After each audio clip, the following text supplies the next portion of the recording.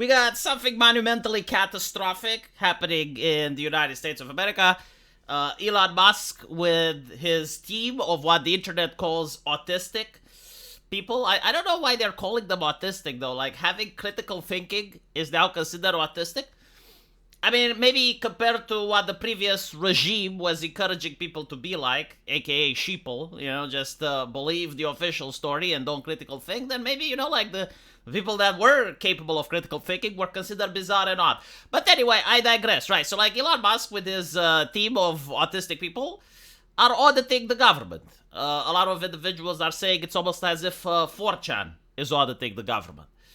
And as they're auditing, they're finding very interesting particularities, especially when it comes to the press division. And I think we can call it actually the press division because it's almost like a military. Like, the government was issuing the decrees and the press was writing the papers. So listen to this. So upon coming out here to the briefing room, I was made aware of the funding from USAID to media outlets, including Politico, who I know has a seat in this room. And I can confirm that the more than $8 million taxpayer dollars that have gone to essentially subsidizing subscriptions to Politico on the American taxpayers' dime will no longer be happening. The Doge team is working on canceling those payments now. Again. So, translation, and by the way, the left, the journalist is telling me that I should be distracted by the way this woman dresses. If you haven't seen my video, they were slut-shaming her previously. Very interesting. I think, like, maybe she took note and dressed differently. Now she's in a suit in order to get the Lugan presses to keep quiet for as long as they're going to be operating because they're in a financial difficulty right now. But the way the grift seems to have worked is that Politico had access to very expensive subscriptions. I think it was like in the tens of thousands of dollars, like something that normal people wouldn't buy. But the government was buying those subscriptions. And so this is what they're accusing Politico of doing, right? Like, this is the accusation. I understand, like, someone exaggerated the accusation a little bit, and now the left is like, oh, it's a conspiracy theory.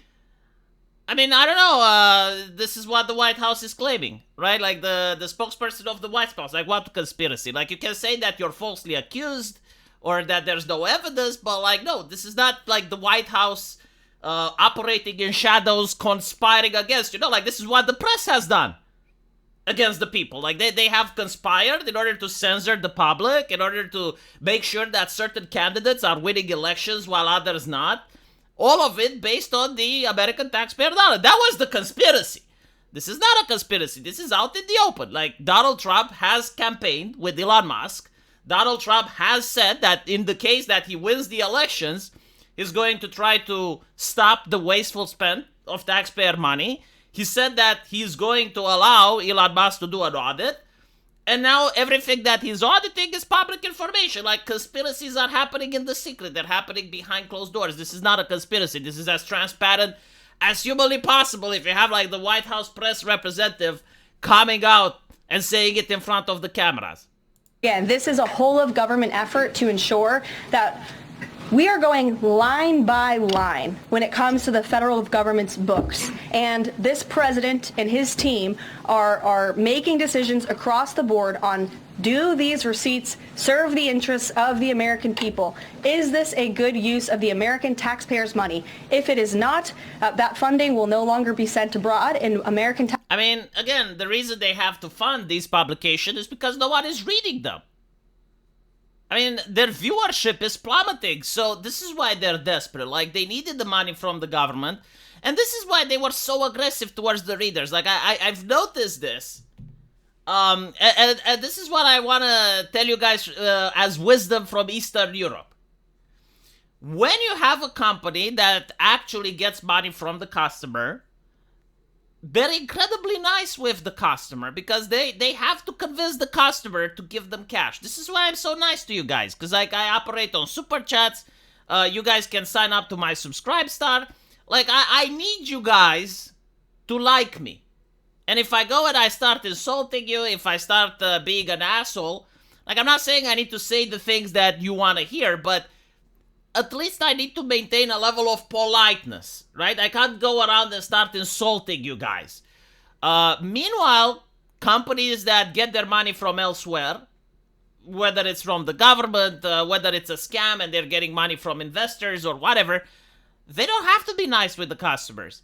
And I noticed this with doctors as well. There's a night and day difference between doctors that work in the public sector here in Eastern Europe and doctors that work in the private sector.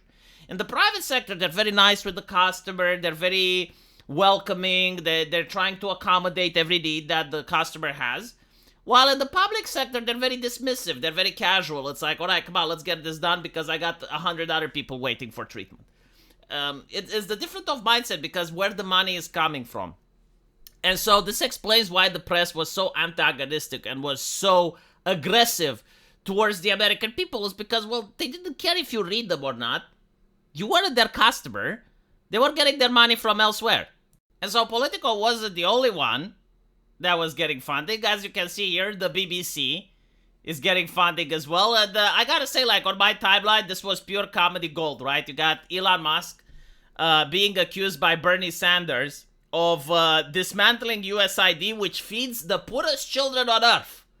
Goodness gracious, right? Like, how will the poorest children on earth survive without the American taxpayer money? But when you look on top, it's like the poorest children on earth. This is the propaganda, and the reality. The USAID is funding the BBC. Obviously, they're not very happy with the outcome. As you can see here, our statement on USAID funding. A free press is essential to freedom and democracy. Well, hold on a little bit. How can you call yourself free press if you're operated by the government? I mean, you're basically beholden to whomever is in power. This is the mentality that I never understood. It's like the press that's in the market, that's not the free press because it's capitalistic. It's beholden to the advertiser. Meanwhile, state-run media is going to be free. Like, absolute nonsense. It's going to be dependent on literally who the party in charge is. This is what happened in Romania with the state media back when I was watching it. I don't watch it anymore. But it was literally to the point where they would be shilling for the current establishment, and then you had elections, and one day they were shilling really hard for the left, and the next day they were shilling really hard for the right.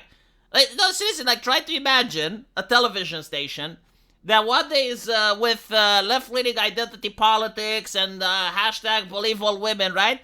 And the next day they're with MGTOW and MRA and like literally the same television station, right? Like that's what happens when the government is running the press. Because they have no interest. Like why would you, the government, have an interest in the press promoting your political opponents? So as you can see here, a free press is essential to the freedom of democracy, and 75% of countries around the world do not have a free press. BBC Media Action supports local media. Oh, fuck off. Do you want to know how a free press would actually look like? Like, you would have under the BBC people that are left-leaning, people that are right-leaning, you'd have people that are environmentalists, people that are against the environmental. That's like what a free press would look like.